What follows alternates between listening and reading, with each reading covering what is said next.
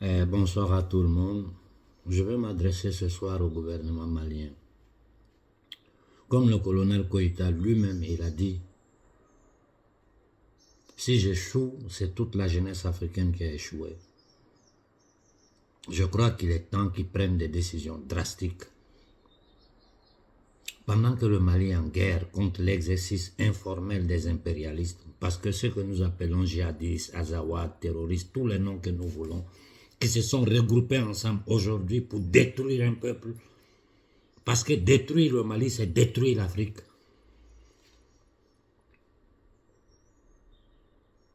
Il est temps que le colonel Koïta prenne des décisions drastiques. Sinon, cette transition va tomber.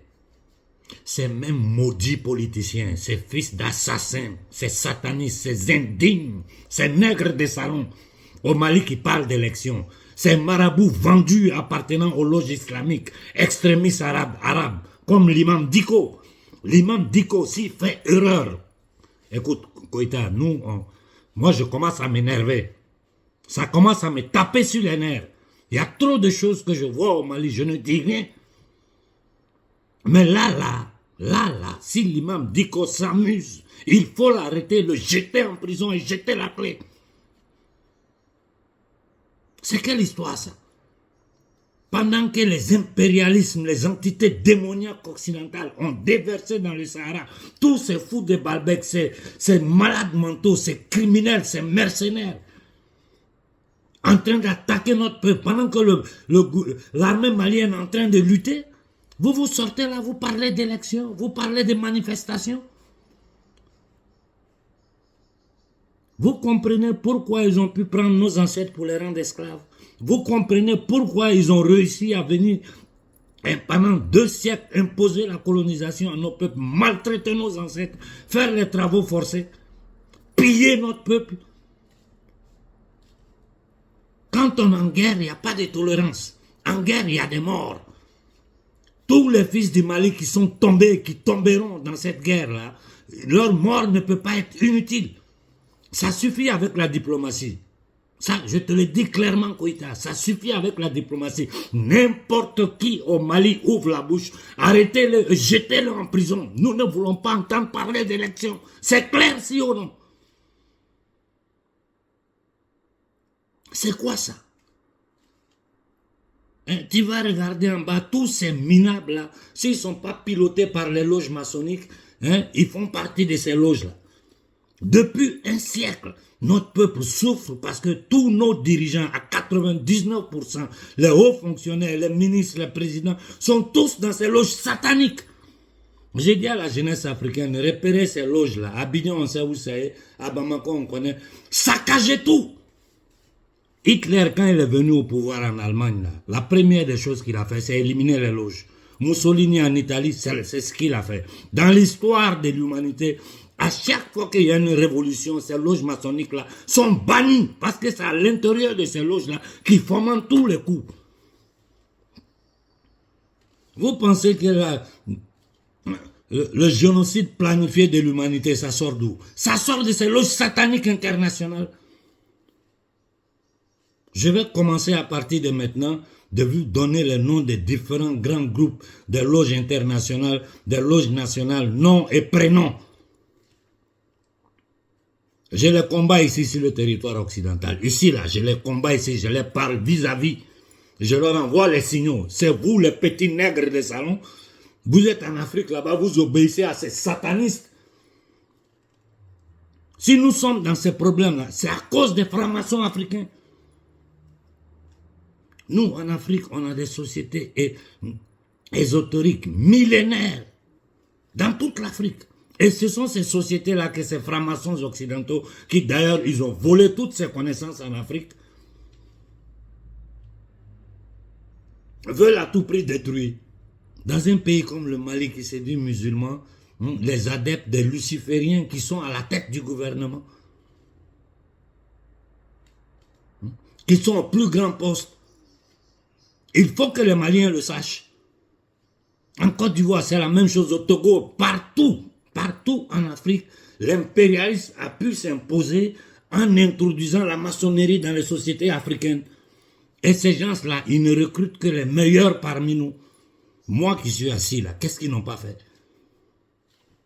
Ils ont tout fait pour me recruter. C'est quoi ça? Vous voyez tout ce bordel qui est au Congo. C'est à cause des dirigeants francs-maçons congolais. Mais nos frères au Congo sont en train de combattre. Même si la société civile congolaise est inconsciente parce que c'est une masse d'inconscients. Moi, les messages qui m'arrivent de toute l'Afrique contre les Congolais, des Africains qui sont énervés parce qu'ils voient les Congolais inertes. Mais au Congo, il y a des gens qui sont dans l'ombre qui travaillent. Et ces gens-là, nous travaillons à côté d'eux, nous les soutenons. Ce matin, je vous ai posté cette image de feu. Comme je vous ai dit, j'attendais le retour du Congo. Voici la réponse qui m'est arrivée. Ils m'ont répondu, nous débarquerons dans cette zone de Bunagana, Rukuru et Massi avec une manifestation illimitée jusqu'à la frontière pour effacer les frontières d'occupation que venait de faire le régime ougandais, qui remplace la topographie initiale délimitant les frontières de la RDC et de l'Ouganda dans cette zone. On sait très bien qu'il s'agit d'accords secrets entre Museveni et Félix Tshisekedi. L'exploitation illicite des minéraux dans cette zone avec le soutien, le rempart de l'AEAC qui joue le rôle de l'occupant.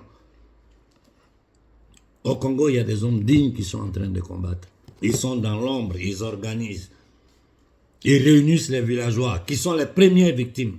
Ils parlent avec eux et ensemble ils se lèvent. Ils ont réussi à chasser quelques ONG. À Kinshasa, les gens sont assis là comme ça, des pauvres types qui sont dans la misère, en train de boire de la saleté qu'ils appellent bière. C'est du poison. Ils sont en train de vous empoisonner avec ce que vous appelez les bières. À Brazzaville, partout en Afrique. C'est quelle histoire ça? Ça signifie quoi ça? Et qu'est-ce que nous faisons? Qu'est-ce que nous faisons? Il faut que les Africains commencent à faire une distinction entre les soldats de la liberté et les analyseurs, les vidéomans. Il y a des gens, leur travail, c'est analyser les situations, même si la plupart ne savent même pas de quoi moi je suis en train de parler, parce qu'ils ne font que des analyses superficielles en fonction de ce qu'ils voient sur leurs yeux, de ce qui est raconté en superficie. Je ne les en veux pas pour ça, parce qu'ils n'ont pas ces connaissances-là. Il y a des gens qui sont là pour décortiquer l'actualité. Que chaque jour, ils parlent dans chaque enclos colonial. Il y a des gens qui le font. C'est bien, c'est louable, c'est encouragé. Mais il faut que le peuple africain comprenne que si le peuple ne se lève pas, ces gens-là vont nous avoir. Regardez ce qu'ils sont en train de faire au Kenya. Regardez ce qu'ils sont en train de faire au Kenya. J'ai posté une vidéo aujourd'hui.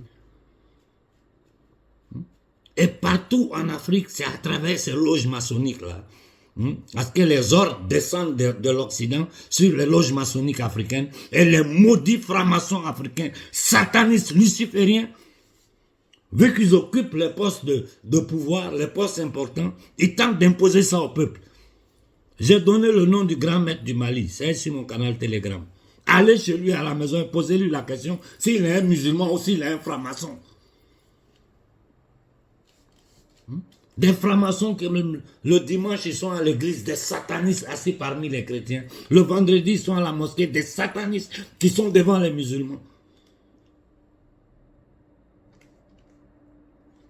Des maudites familles Sassou, tous ces maudits-là, les familles des sorciers, des criminels. Ces gens-là font des rites sataniques. Ces gens-là sacrifient des enfants. Tout ce que je dis est documenté. Ce n'est même plus caché. Le monde entier sait.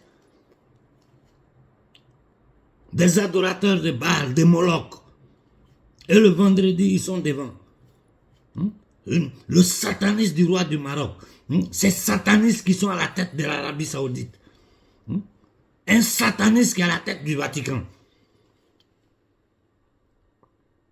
Je vous ai dit, Leur objectif pour l'Afrique, là, c'est très clair. C'est éliminer les 3/4 de la population africaine. Par les inoculations, par la nourriture, par l'air, par tous les moyens, il faut stériliser et éliminer les 3/4 de la population africaine. Qui est derrière ça? Les maudites familles d'Angleterre, d'Hollande, de Belgique, les Rothschild, les Rockefeller, les Morgan, les Warburg. Mais on connaît tous leurs noms. On peut les citer, famille par famille, alliance, lien de sang. Et ils arrivent en Afrique, ils coptent les meilleurs parmi les Africains, ils les mettent à leur service, mais une fois que tu arrives à faire certains rites sataniques, où il y a du sang, où tu vas adorer le diable, mais tu ne peux plus avoir de compassion pour ton peuple. Regardez les francs-maçons du Gabon, qui sont là, bon, c'est un petit pays, une petite population, les francs-maçons règnent sur eux. Ils se font le coup de temps entre eux, les trucs. Ce maudit de Sassou Nguesso. Ah, moi je me demande comment les gens font que ces batraciens-là encore sont au pouvoir. Et les Congolais sont assis, ils le regardent. Idriss Déby et famille, c'est tous des francs-maçons. Il y a des audios sur mon canal Telegram. Allez les écouter.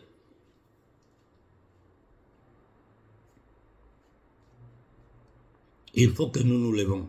Il y a une seule solution, il faut que nous nous levons. Hier, j'ai discuté longtemps avec le frère Donald. J'ai discuté longtemps avec le frère Keifof. Et je suis en train de discuter en privé avec des jeunes panafricains qui n'ont pas de grande visibilité, mais qui ont compris la stratégie et l'importance d'une telle action. Si toute l'Afrique ne se lève pas pour faire sentir sa voix, si toute l'Afrique ne se lève pas pour faire sentir sa voix, ah, vous allez le regretter. Restez là à suivre ceux qui vous traitent d'abonnés. Pour eux, vous êtes leurs abonnés. Les fans club, ils sont là, ils vous racontent des bêtises du matin au soir. Alors que la solution de l'Afrique est simple. J'ai dit, si les peuples d'Afrique se mettent sur pied, le monde entier tremble. Un peuple qui a été mis en esclavage pendant 400 ans, un peuple qui a subi toutes les violences de la colonisation au nom du bon Dieu. C'est un pape qui a donné l'ordre de mettre les Africains en esclavage. J'ai dit le Vatican est une des organisations criminelles les plus dangereuses au monde. Un peuple qui est dans la misère en plein 21e siècle. On n'a pas d'eau, on n'a pas d'électricité. Nos écoles sont des laguerres, on n'a pas d'hôpital. On n'a même pas simple route. On n'a rien. C'est pas d'internet on va parler. Et nous sommes assis là, sur la toile, à nous divertir, à suivre des bavardeurs, des agents de l'impérialisme, des agents des loges maçonniques. Ils sont allés jusqu'à créer la grande loge panafricaine, c'est-à-dire ces maudites élites, ces adeptes de Satan. Là. Vous ne savez pas, ils ont créé la grande loge panafricaine. C'est-à-dire ils sont assis entre eux là-bas. Nous souffrons, nous luttons, nous risquons notre vie. Ils sont protégés. Hein? On leur donne tous les moyens. Parce que c'est eux qui vont tenir le peuple dans ces conditions-là.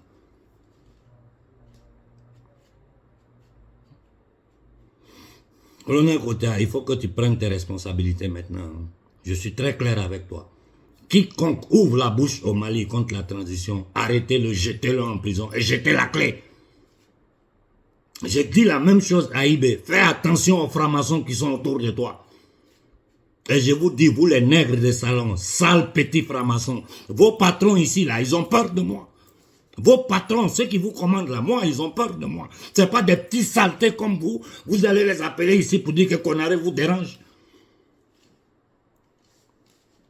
On peut faire peur à quelqu'un qui n'a pas compris l'essentiel.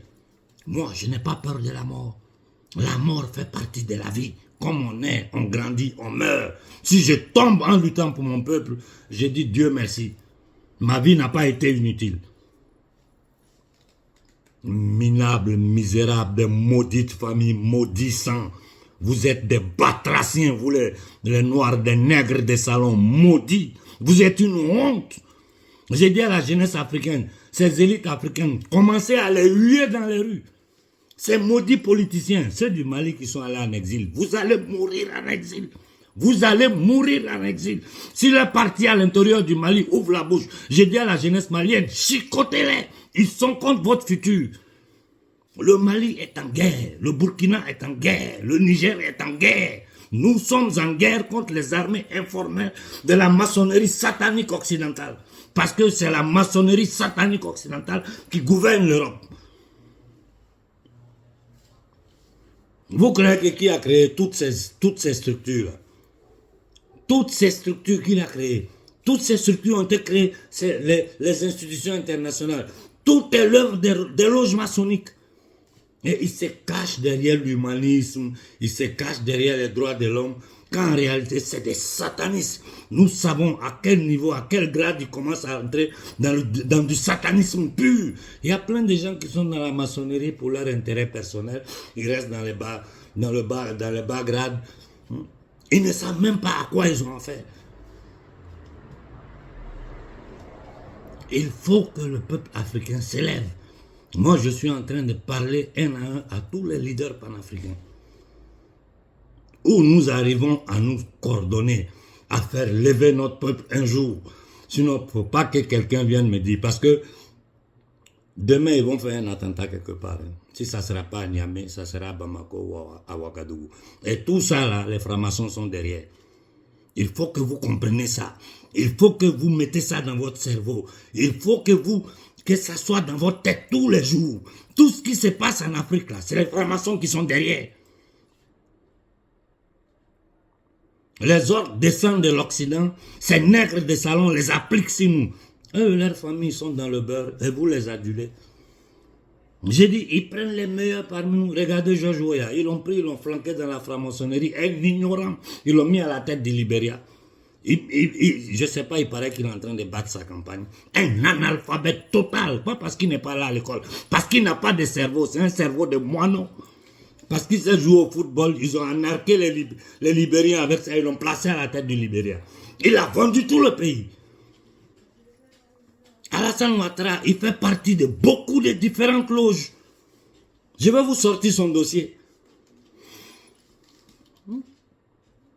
C'est quoi ça? L'Afrique est infestée de francs-maçons au plus grand niveau de l'administration africaine. Et ces gens-là, le vendredi, ils sont dans la mosquée, on les met devant. Le dimanche, ils sont à l'église, on les met devant. C'est Satan qui est devant vous. Ce sont les adeptes de Satan.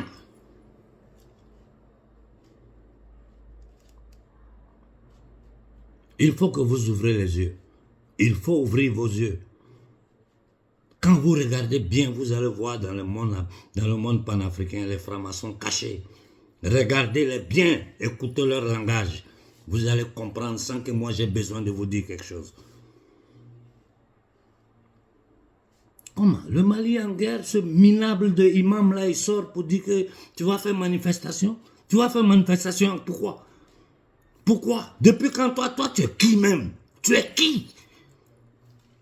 Ces idiots qui suivent ces ennemis du Mali, ces ennemis de l'homme noir, au service des loges maçonniques arabes.